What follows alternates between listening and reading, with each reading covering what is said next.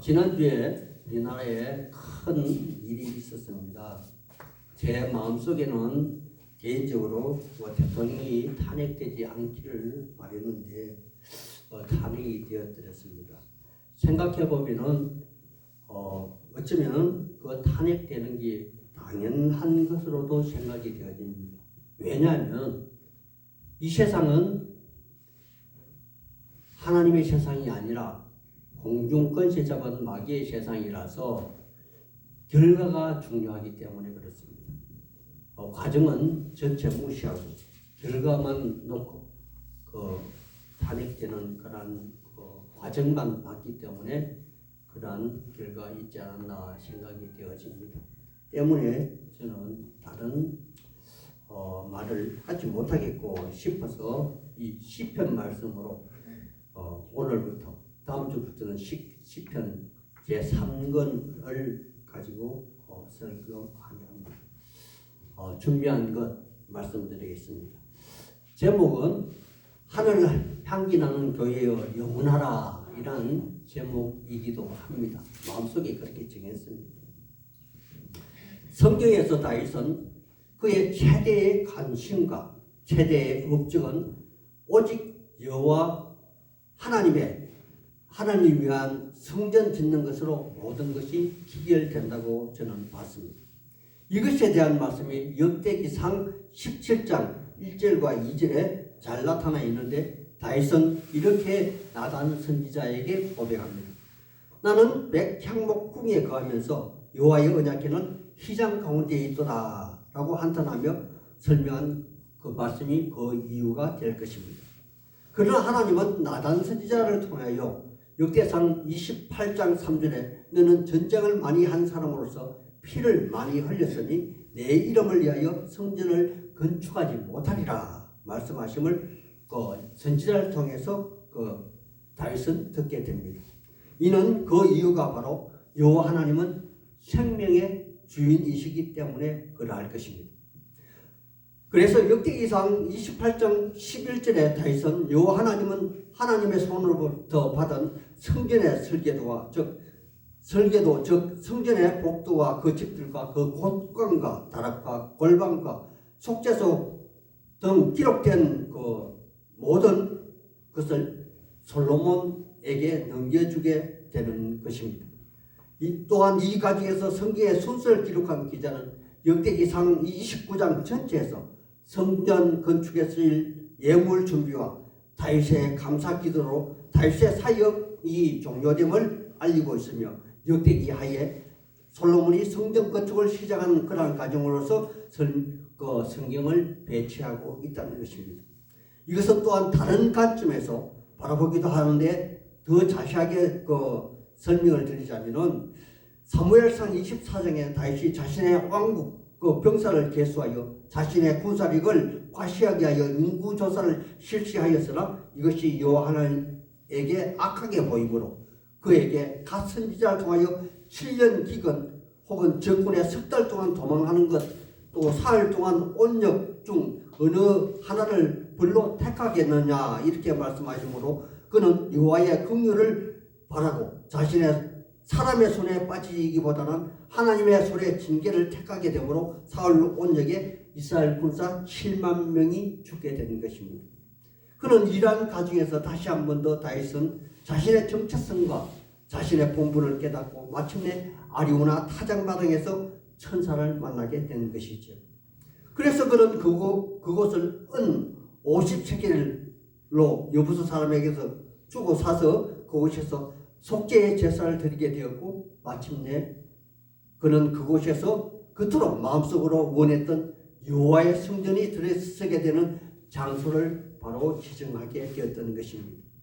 이렇게 해서 성전의 터가 정해지게 되었고 이곳이 성막을 대신하여 하나님이 계신 임재의 장소가 된 것으로서 신이 바라본 산 곧 하나님의 계신 성전의 틀을 정한 것이므로 그의 필생의 사역에 마치는 것으로 그 역할을 다 끝내는 것으로 성경에 기록이 되어 있습니다. 이런 본문의 배경을 깔고 오늘 시편 121편 한 절 한 절을 한번 살펴보겠습니다. 시인은 오늘날 그리스도인으로서 자기 자신의 정체성을 명확하게 인식한 그러한 자이며, 또한 이 시인은 오늘 우리의 한계를 깊이 깨달은 여기 있는 나 혹은 우리 자신이기도 할 것입니다. 먼저 1절을 살펴보겠습니다. 내가 산을 향하여 눈을 들리라. 나의 도움이 어디서 올까? 라고 고백합니다.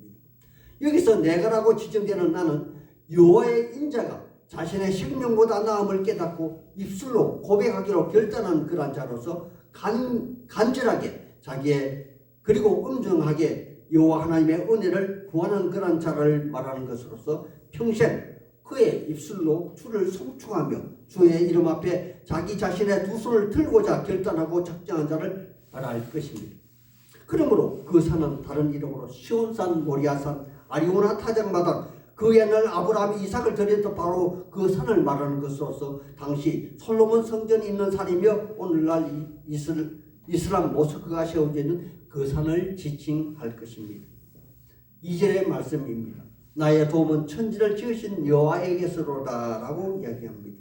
시인은 자기의 도움이 창세기 1장 1절에 천지를 창조하신 창조주 하나님이라는 것을 그 2절에 배치시킴으로써 1절에 시인이 눈을 들어 바라본 그 산에 있는 성전의 지성소, 즉 시온소 시온자 속죄소 이에 계신 하나님과 통일시한 것으로서 출애굽기 3장에 나타나신 내 이름을 여호와라 일컫는 그런 말씀으로서 스스로 계신 자임을 자신이 분명히 하게 지칭하고 있는 것입니다.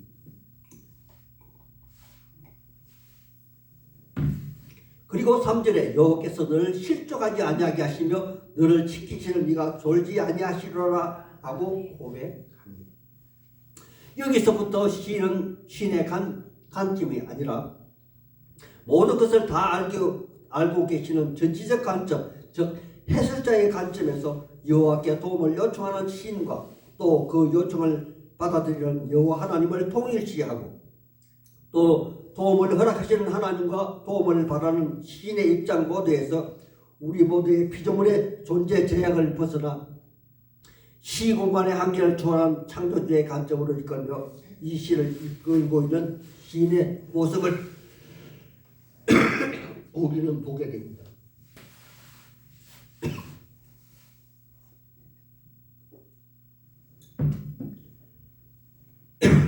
하나님의 사람들이요. 그러므로 창조주 하나님은 카메라 줌 기능의 역할을 활용하시는 것과 같이 이 지구상의 수억만의 사람 중 오직 한 사람, 나를 지키시는 분으로 그렇게 묘사하는 것으로 자기를 등장시킵니다. 이를 반대로 표시하면 10편 62장 2절에 오직 진실로 그만이 나의 반석이시오 나의 구원이시오 나의 요새이시므로 내가 흔들리지 않는다는 신의 고백을 유도하는 그런 사실로 받아들이게끔 하는 그런 모습이기도 할 것입니다. 또한 여기서 창조주 하나님은 졸다 주무시다 라는 말로 우리 피조물의 존재를 이끄시는 말씀으로서 열왕기상 18장에 기록된 엘리야 선지자가 아합의 850명의 술객에 이어 엘리야가 바알과 아시라 신을 놀리는 그런 장면을 예상하는 그런 말씀으로서 나무와 돌과 금속으로 만든 생명 없는 신이 구도자에게 실에 빠진 절망자에게 응답할 수 없음을 비꼬는 그러한 그 뜻을 담고 있으며, 또한 시인은 그 반대로 불로 응답하시는 실로 살아계시고 역사하시는 여호와 하나님을 기대하고 소망하고 있다는 것입니다.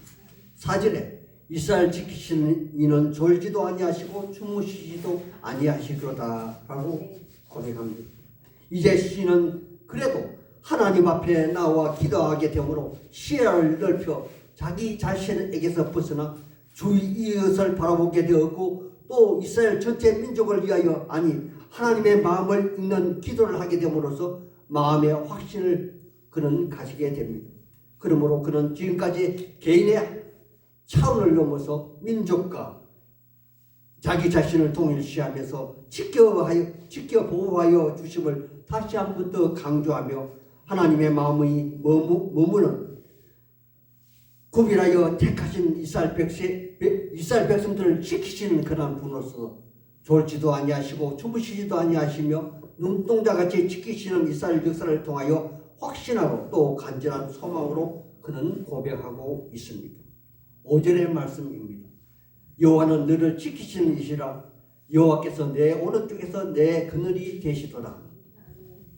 여기서도 시인은 해설자의 관점에서, 관찰자의 관점에서 여호와 하나님은 스스로 계신 분으로서 창조주 하나님을 지칭하며, 창조주 하나님은, 하나님의 오른쪽은 권능과 정의의 상징으로서 바로 우리의 주님이신 예수님이 계신 곳을 상징하기도 합니다. 그러므로 모든 것을 아낌없이 우리에게 전부 다 부어주시는 그분이, 너라고 지칭되는 나와 우리를 위하여 그분이 우리 바로 신의 우편에 서서 모든 환경과 처지를 다 살펴주신다는 그런 말씀으로서 광야에서 낮에는 구름 기둥으로 밤에는 불 기둥으로 지켜주신 그 하나님을 신 개인과 이스라엘 민족을 동일시하며 오직 한 사람만 위하여 내리쬐는 불볕더위를 광야 한복판에서 자기 자신의 온몸으로 묵묵하게 그늘을 만들어 지켜주시는 헌신적인 참 목자의 모습을 연상하여 하기도 합니다. 6절의 말씀입니다. 낮에 해가 너를 상하지 아니하시며 밤의 달도 너를 해치지 아니하시리로다. 여기서 낮의 해와 밤의 달은 이스라엘 광야 생활의 어려움을 연상하게 하기도 하며 우리 인생의 고통스러움의 연속인 그러한 지속적인 지난한 험난한 삶을 말하기도 할 것입니다. 또한 성경의 신학자들은 낮의 해는 태양신의 아들을 상징하는 애굽의 바로 그 바로의 압제하에서 노예 생활과 밤의 달은 그 가나안 달의 신들의 섬기는 그런 괴롭힘을 상징한다는 그런 말들을 하겠지만은 이것 또한 그들의 일상에서 낮의 해를 통해서 그들이 겪는 광야의 일사병과 밤의 달이 떠는 그 어둡고 춥지만 추위로 인하여